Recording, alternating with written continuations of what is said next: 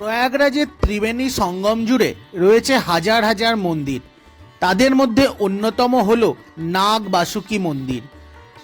আমি এবার যাচ্ছি নাগ বাসুকী মন্দিরের দিকে।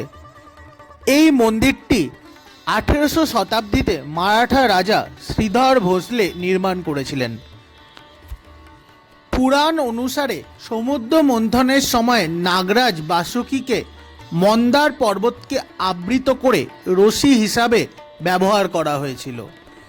এই প্রক্রিয়ার পর ক্লান্ত ও আহত বাসুকী নাগ ভগবান বিষ্ণুর পরামর্শে প্রয়াগরাজে এসে বিশ্রাম নেন এবং প্রয়াগরাজের ত্রিবেণী সঙ্গমের জল দ্বারা সুস্থ হয়ে ওঠেন।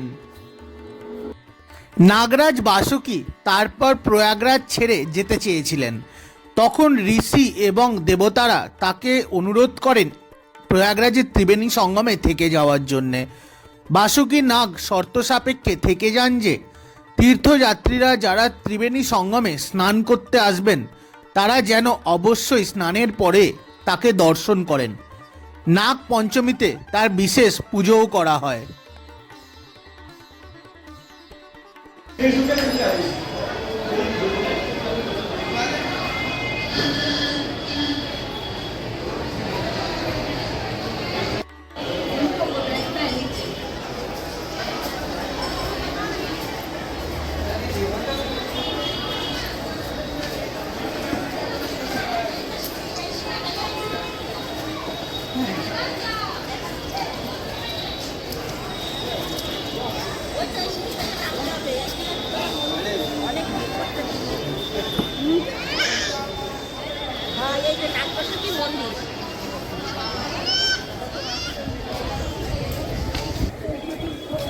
এখানে মন্দিরের ওয়াল পেন্টিংগুলো খুব সুন্দর।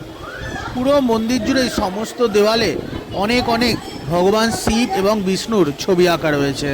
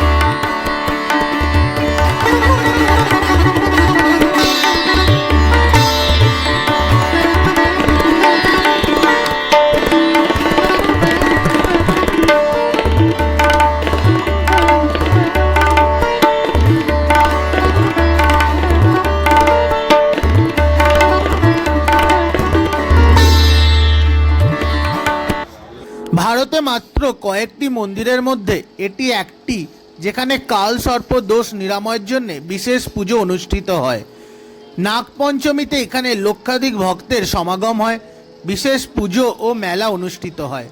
আপনারা যারা মাঘী পূর্ণিমার জন্য স্নানযাত্রা এখানে আসবেন অবশ্যই এই মন্দিরে আসবেন। এই মন্দির ছাড়া এলাহাবাদ বা প্রয়াগরাজ ঘোরা আপনার বৃথা রয়ে যাবে। ভালো লাগলে চ্যানেলটিকে সাবস্ক্রাইব করবেন। খুব তাড়াতাড়ি আসছি নতুন ভিডিও নিয়ে।